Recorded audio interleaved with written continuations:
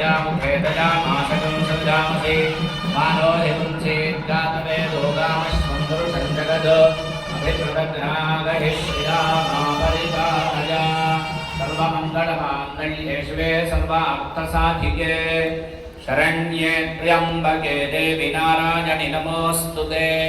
ఆ హారతి చుట్టూ కలశంలో ఉండే పుష్పం చేత నీళ్లను తిప్పి కింద వదలండి. ఒక పుష్పాన్ని లేదా అక్షతలు జలేన ప్రదక్షిణం పుష్పేణ దేవి వందనం సమర్పయామి. అమ్మవారికి మంత్ర పుష్పాంజలి సమర్పయామి. ఆత్మ ప్రదక్షిణీకృత నమస్కారాన్ సమర్పయామి. నమస్కరోమి. చేతిలో మళ్ళీ అక్షతలు తీసుకోండి. చెప్పండి. కాత్యాయని మహామాయే महायोगिनी महामाये महायोगिनी अधीश्वरी नंदगोप सुतं देवी समर्पयामि। शरणागतदीनार्तपरित्राणपरायणे सर्वस्यार्तिहरे देवी नारायणि नमोस्तुते। प्रार्थना नमस्कारां समर्पयामि. नमस्करोमि. మళ్ళీ చేతులు అక్షతలు వేసుకోండి. చెప్పండి. మంత్రహీనం క్రియాహీనం భక్తిహీనం సురేశ్వరి యత్పూజితం మయా తదస్తు మే అనేన సంకల్పిత అనుసారేణ పూజనేన भगवती सर्वात्मिका महाकाली महालक्ष्मी महासरस्वती. చేతి తుడుచుకొని చేతులు అక్షతలు పుష్పం తీసుకోండి. మన ఇంట్లో మనం సత్యనారాయణ స్వామి వ్రతం చేసుకునేటప్పుడు పూజంత అయిపోయిన తర్వాత కథను శ్రద్ధగా వింటాం. ఎప్పుడన్నా విన్నారా మీరంతా సత్యనారాయణ స్వామి కథ? ఎన్ని కథలు ఉంటాయి అందులో? సత్యనారాయణ స్వామి వ్రతంలో 5 కథలు ఉంటాయి. ఓకే, ఒకరి సత్యనారాయణ కథ మనం వింటాం.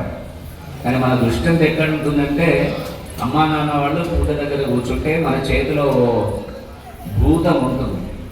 దీంతో ఫోటో పూజ కాగానే అది పోవాలి. దాని మీద ఉన్న ఎంతైతే శ్రద్ధ ఉందో ఆ శ్రద్ధలో శాస్త్రంలో మీకుండేటువంటి ఒక ప్రాధాన్యత ఎవరికీ లేదు. బాలగా ఉన్నప్పుడు బాల పూజ చేస్తారు. తర్వాత వివాహం అయిన తర్వాత సువాసినిగా పూజ చేస్తారు.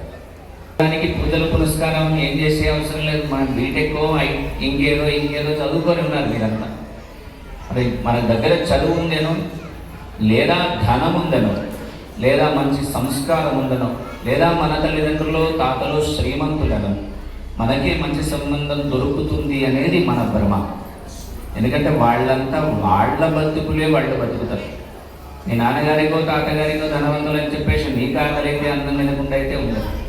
ఎట్లాగైతే మన కడుపుకి మనం ఎట్లా తింటున్నామో, మన స్నానం మనం ఎట్లా చేస్తున్నామో, మనం పూర్వజన్మలో చేసినటువంటి ఏ పాప పుణ్యాలు ఉంటాయో వాటిని అన్నింటినీ మనం అనుభవించడానికి 86 లక్షల జీవరాశులతో పాటు అన్నింటినీ జన్మించి జన్మించి జన్మించి చివరికి మనిషిలాగా పుట్టినాం.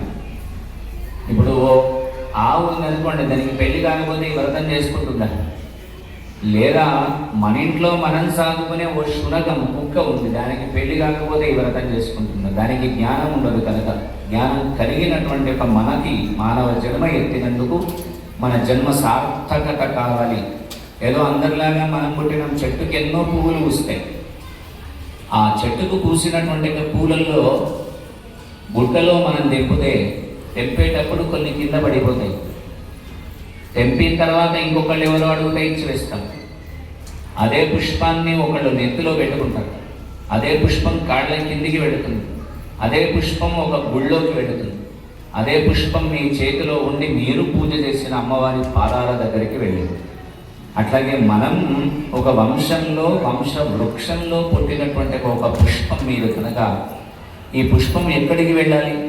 ఎవరి నెత్తిలోకో లేదా ఏ గుళ్ళోకో వెళ్ళకుండా అమ్మవారి పాదాల దగ్గర ఉండే ఏ కమలం ఉందో ఆ కమలం మనమైతే, ఎందుకంటే అమ్మవారి కేశపాశాన్ని గురించి చెప్తారు. మీరు వేసుకునేటువంటి ఒక జుట్టు ఏదైతే ఉందో అమ్మవారికి కూడా ఉంది.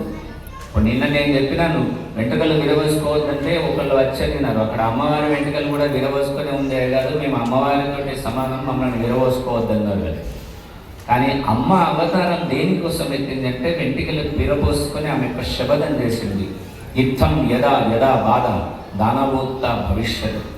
లోకంలో పుట్టినటువంటి ఏ రాక్షసులు మనందరినీ బాధిస్తున్నారో వాళ్లను చంపిన తర్వాత తప్ప నేను జుట్టి ముడి వేసుకోను అని చెప్పింది. మహాభారతం మనం చూస్తే మీకు అందరికీ తెలిసిందే, ద్రౌపదీదేవి కూడా విరవోసుకొని ఉంటుంది.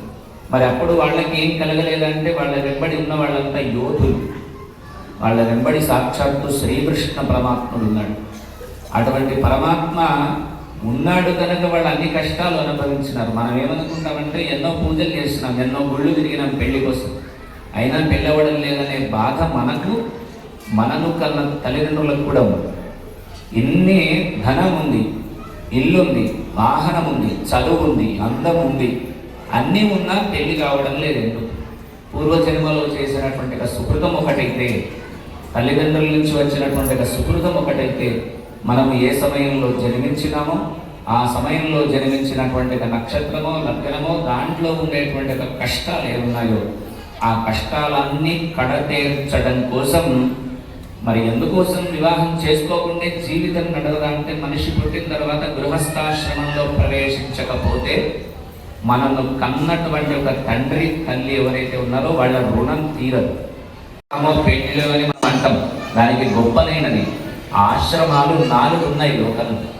ఒకటి బ్రహ్మచర్యం, రెండవది గృహస్థం, మూడవది వానప్రస్థం, 4వది సన్యాసం. ఈ 4 ఎప్పుడు అంటే మన బాల్యం నుంచే ప్రారంభమవుతుంది. మనకందరికీ బాగా చదువుకున్నాడు కనుక మీకు ఒక అనుమానం ఏముంటుందంటే ఫేట్, మీరు ఇంగ్లీష్లో ఒక్క నిమిషం ఆలోచిస్తాం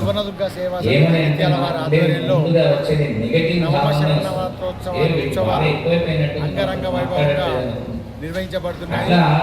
అందులో భాగంగా ఈరోజు అమ్మవారి దగ్గర పెళ్లి కాని పిల్లలకి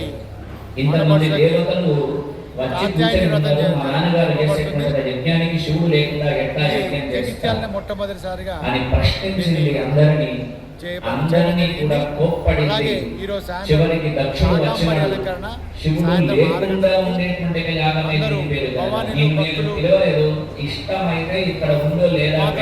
పాల్గొని అమ్మవారి మన జై భవాని